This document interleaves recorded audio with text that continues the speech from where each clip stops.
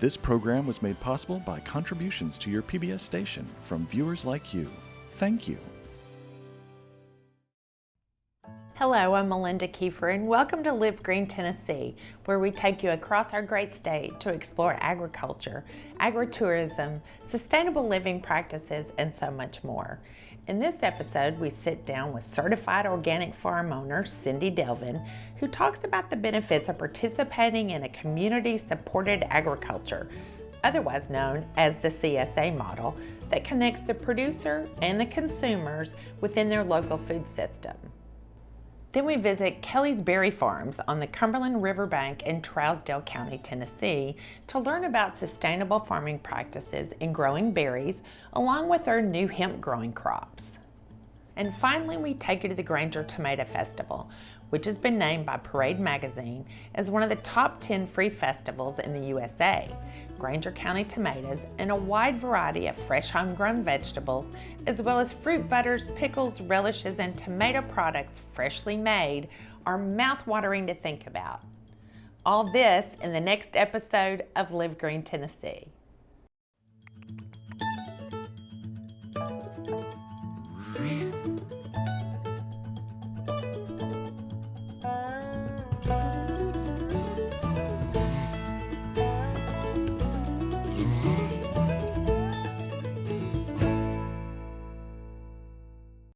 The 140-acre farm located in College Grove along the Harpeth River is home to two generations of family farmers. Delvin Farms began in 1972 with Hank Sr. and Cindy Delvin and their children, Hank Jr., Eric, and Amy. In 1997, Hank and Cindy began the process of turning the farm into a certified organic operation, and the farm became certified organic in 1998. They believe in growing methods that improve our environment by enhancing the quality of our water, building our soils for healthy plants, packed with nutrients extracted from their deep mineral-rich soils, clean air, and fresh water. My name is Cindy Delvin, and I am co-owner of Delvin Farms. Delvin Farms is a certified organic farm in College Grove, Tennessee. And we've been certified organic for about 17 years now. And before that, we did sustainable agriculture. And we were actually organic before organic was cool. And we raise 72 varieties of fruits and vegetables, all certified organic. We raise everything from seed to your table. And we've been in business actually since 1972. And we weren't always certified organic, but we have been certified organic since for the last 17 years. And we raise a large variety of fruits and vegetables, about 72 different varieties, anything from tomatoes to strawberries. We start out the spring with pick your own strawberries, and then we carry on through the spring with all the leafy greens, the lettuces and cauliflower and broccoli, and then we go into the summer heat vegetables with the tomatoes and the peppers, eggplants, especially corn. Everyone loves the corn. And then as the season progresses, we move on into the fall vegetables, and we invite the greens back again. So all of the kales and the collard greens and the leafy greens, the lettuces, as well as all the comfort foods like sweet potatoes for one, and butternut and acorn and kabachas, and all those earthy type vegetables are coming in the fall. We opened our farm store. We're going into our third year with the farm store, and it's located in an 80-year-old tobacco barn. So something that once harbored tobacco is now an organic store. And we have our organic hay. We dry our garlic in the rafters that once held tobacco. Our garlic hangs in the rafters now, drying. And our farm store holds all of the vegetables. We harvest the day that we open our farm store. We're open 3 days a week right now. We're open midweek, Wednesday, and 1 to 6. We're open Friday, 1 to 6, and Saturday, 9 to 5. And the days that we're open, the vegetables are harvested that day, brought into the store, and then we carry a We carry a large variety of vegetables in the store that comes right off the farm, but we also carry other products like local milk, local cheese, and other beauty products like soap and lotions and things of that nature, barbecue sauces, and just all the local area. And bring those into the store that not only can people buy fresh off the farm, but they can also support their local community as well. You know, if you just look around in any community, you're seeing so much development now. And the farms are disappearing at an alarming rate, especially small family farms. And so anything that we can do to bring awareness to this and let people see the freshness of getting something that came out right out of the field that morning, just to see the difference in taste, texture, flavor, and so it's so important to support the local, and that's why we carry local products only in the store, because we want the other farms around us and the other small businesses like us, and let people know how much importance is put on just supporting their local community. We are certified through Florida Organic Growers Association. Growing organically means that you don't use any pesticides, any herbicides, any petroleum-based product, any man-made petroleum-based product. And you're using everything that God gave us to use. We're using composting, we're using cover crops and things of that nature. And so each year we have inspections, and they come out, they look at our land, they test our soil, they test the water, they go through our records, and it's heavy record keeping. You have to show from seed to table where the product comes from. So we have to show where the seed was purchased, and then which greenhouse it was grown in, then which field it was planted with, and how much came out of that field. So we have to keep strenuous records. And then where that product ended, whether it went to Whole Foods, whether it went to one of the stores, restaurants, and so forth. And so being certified organic assures our members that they are getting a product that is grown with organic methods, and that we're using the best sustainable organic products and the best sustainable organic methods that assures them that they have a quality product going on their table. In the store, we use a biodegradable bag for our customers, and a lot of customers want to bring their own bags, and when I'm unaware that they have a bag with them, and I offer them a bag and they say, no, I have my own bag. And then I show them that they can reuse this bag and it's biodegradable, they can compost it, then they're extremely happy about that. So they're willing to accept a bag at that point. So that's what we're trying to do, is offer our customers the best possible product and put that product in a sustainable bag for them to take home. Sustainability is taking care of the soil, not putting chemicals in it that will harm the soil, that will kill every living organism in the soil. So sustainability is anything like composting or cover cropping, or just having waterways where you're preventing erosion.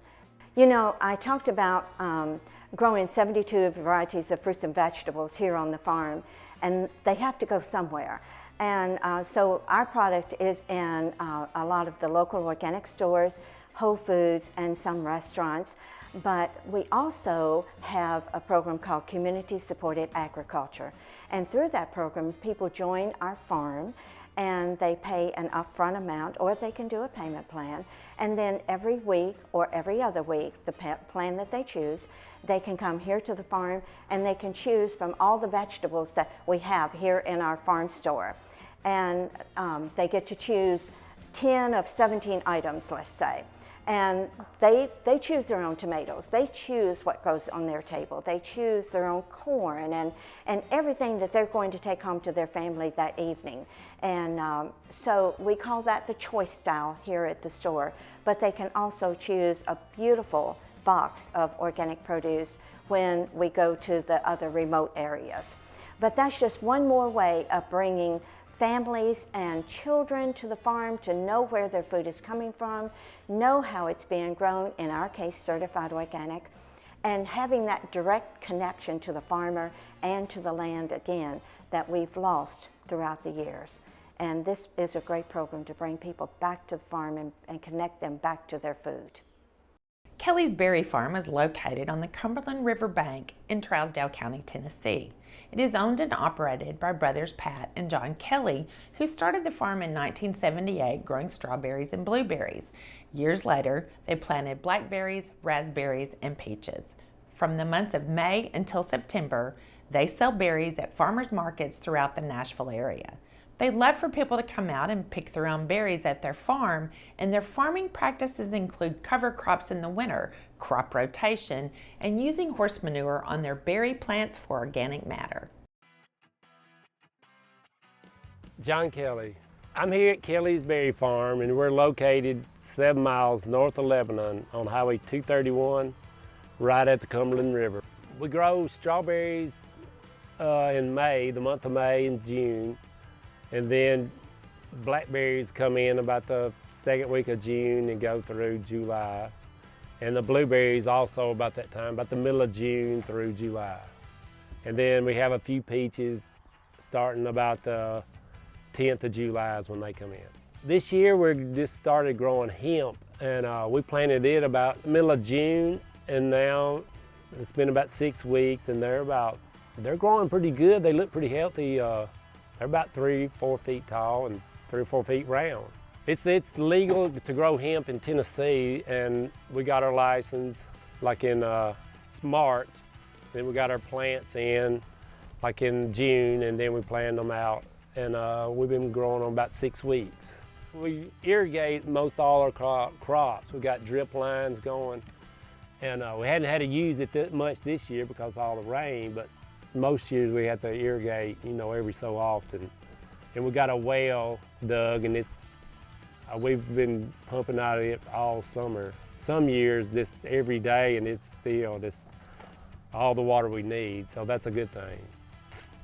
And we do a whole lot of cover crops in the fall and winter, and that we grow ryegrasses and radishes and turnips, and that builds the ground up pretty good.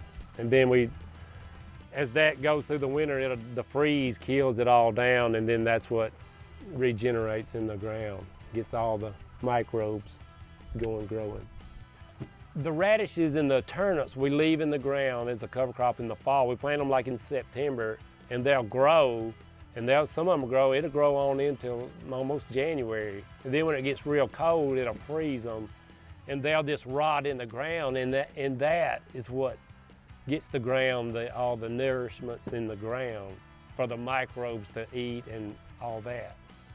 And so we've been in business about going on 40 years. Since 1980, we planted our first blueberry plants, and we've been growing blueberries and strawberries the whole time.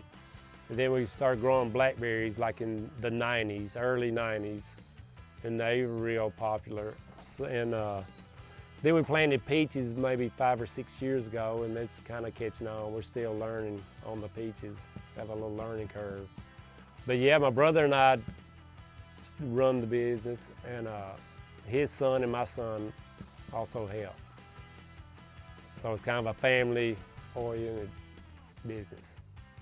We do pick a lot of berries, and some that we don't sell the day that we pick them or the next day. We will freeze those, and then we make our jams and jellies with that. So we start planting strawberries like in September, probably middle of September, and they grow like during the fall because they're a cool weather plant, and they like the cool nights and warm days, but cool nights. And they'll grow all fall, then they go dormant in the winter, and then early spring they'll come up, and then you'll harvest them in mid-April to all through May.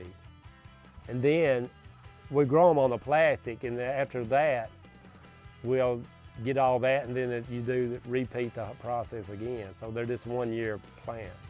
We don't use any pesticides or anything. We do use some fertilizer, so we're not classified organic, but we use, like in our drip lines, we use some liquid fertilizers. And but mostly we use a whole lot of horse manure and like spread it on, and that kind of helps with the fertilizers. And we use lime and stuff like that. Everything's kind of organic. Well, we got a farm market here on our farm, and you can pick your own, and we have the berries already picked if you don't want to pick them. We've been doing it probably longer than most any farmer, the berry farmers, strawberries and blueberries. We've been doing it longer than most of the people around here that I know, and I think we got a few little advantages because we know a few things that work and some things that don't work. And I believe we've kind of over the years learned a little bit more and more of how to get the berries tasting better. It's just trial and error. Just the cover crops are one thing, and irrigating them at certain times is another thing. And then you got to cover up, like in the frost, when the frost is coming, we had covers and we had to cover it all up. And that's kind of a big job, and a lot of people don't want to do that, but it kind of makes a whole lot of difference if you do. The more you work at it, the better things go. The blueberries it takes about 3 or 4 years before they get to producing, but they'll last probably 20 years. And the blackberries, they don't last that long. They probably 5 or 6 years, and then you've got to replant new blackberry plants. And the strawberries, they're an every year thing, so that's kind of the hardest thing to do. My dad was not a farmer. He had the land, and that's how my brother and I got started. He was a family physician, and he kind of bought the land, so we've always been, when we were growing up, we were always kind of working in the garden and farms. So we liked that so much that we started doing the berries. And even when we was 15 or 16, we had a strawberry patch, and we made a little money for school and all that, and we really liked being outside and everything, so we just kept continuing to do what we do. Today, people come from all over the United States to come to the Granger County Tomato Festival to eat one of the best Granger tomatoes they have to offer. Granger County is nestled in eastern part of Tennessee and has been growing tomatoes since the 40s, which was then passed down through generations to create a variety of tomatoes for everyone to enjoy. Be sure to attend the festival in July of each year because its tomatoes are known throughout the produce world for its delicious prized crop.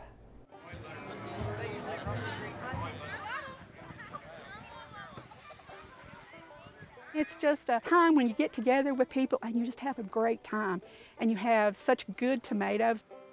Tomatoes are very important in this area. They are the crop, they are the life of Granger County. Without the tomato growers, a lot of people would never be able to taste a Granger County tomato to start with. And then once you've tasted one, you don't want anything else. Especially if you can go, right back behind me here and get a tomato right out of the field, wipe it off and eat it. And those are the best type. But if you have to have a tomato sandwich, you could put a little bit of mayo on it and make it even better. The tomatoes we grow in our area, we're very prideful of them. They're the best tomatoes, best flavor, best tasting tomatoes in the world. Let me tell you how you can tell a good tomato. A good tomato is you take your tomato and you slice it and you put it on a plate, and then you go ahead and eat it. Your plate should be full of juice when you're finished. If it's not the right tomato. My family has grown tomatoes for many, many years. My grandfather started growing tomatoes back in the 50s. I've even known some people that grew tomatoes into the 40s. And then it just progressed on to my dad growing tomatoes, and then now I grow tomatoes. Now my son grows tomatoes. So it's probably been going on 70 years. My first memory, I guess, was when I was about 5 years old, working in the field, in the tomato field with my dad. And it just so happened that the Granger County News showed up that day and took a picture of Dad and I, and it was put in the paper. I grow an Empire tomato now, an Empire tomato or a Celebrity tomato. Either of those tomatoes have a really good flavor, they produce well, and the quality of the fruit is really good. Our year generally starts before Christmas, when we first begin to sow the tomatoes. Now when I'm talking about sow the tomatoes, we take the seed and put them in seed flats, germinate them, get them up, put them into growing cells. where eventually those are transplanted from the cells into the soil inside the greenhouses. The greenhouse tomatoes are just as good or just as flavorful as the field tomatoes because it's grown in the same soil. My greenhouses are less than 100 yards from where we're standing right now. We start them then. It's very labor intensive. Granger County tomatoes, the farmers have always focused on a tomato that had a really good flavor. And a lot of people don't realize that different tomatoes have different flavors. They've always made the assumption that there was something in our soil in this area. Most of our red tomatoes are very acidic. They have a very acidic taste to them that you just don't find other places. That's the flavor that I'm speaking of. And that's what people, once they get it, they yearn for more. When we first got the news of the Tomato Festival coming to town, so to speak, I think everybody's pretty excited because it was going to put the name of the Granger County tomato out there.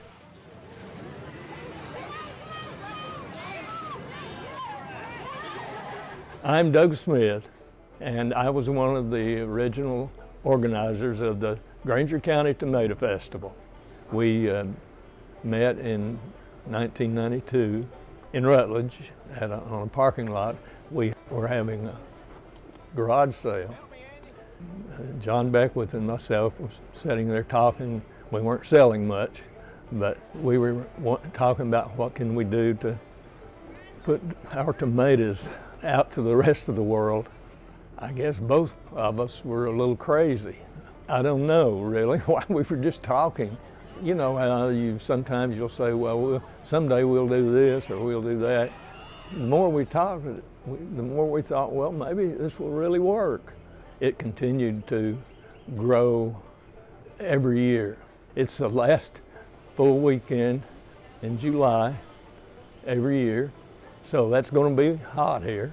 We generally had a good thunderstorm and maybe take a few tents down, but it still just kept growing and growing because people here liked the idea. We were proud of our tomatoes, as we should be, and I don't think there's any other reason, really.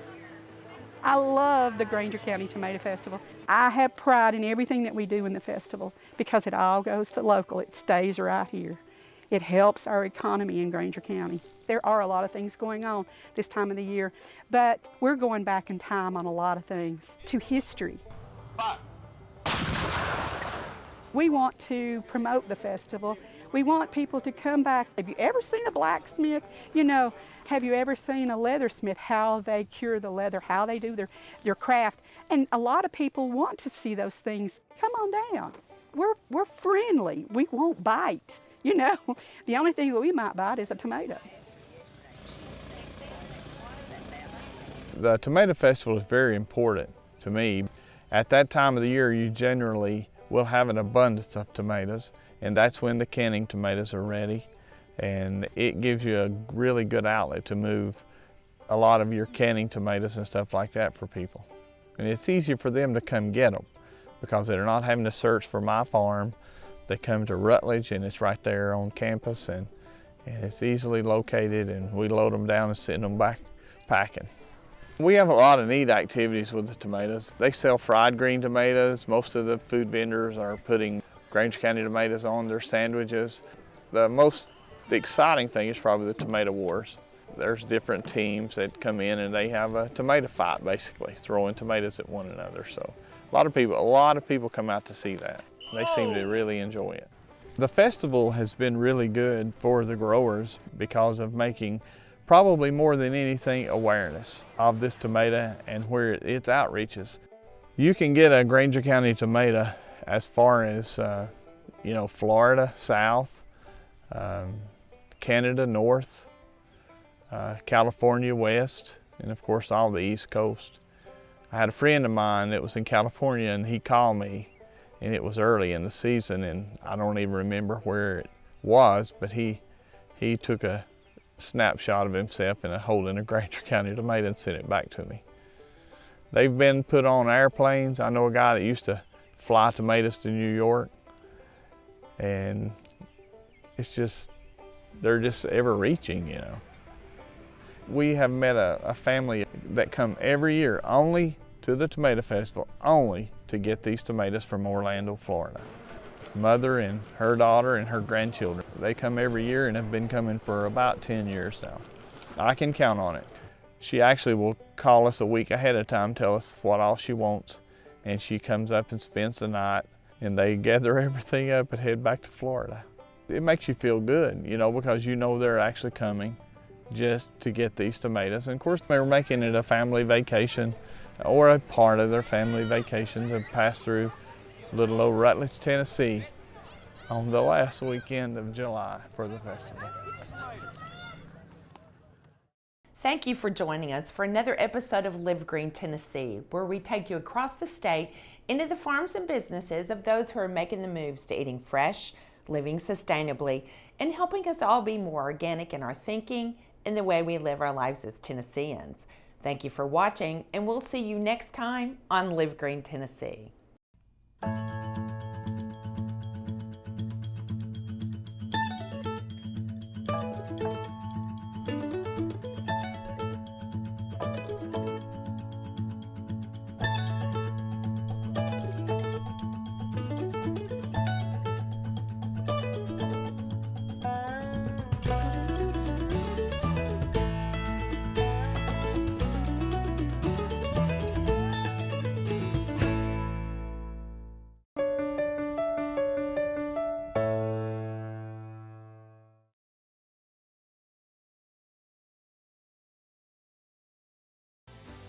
This program was made possible by contributions to your PBS station from viewers like you. Thank you.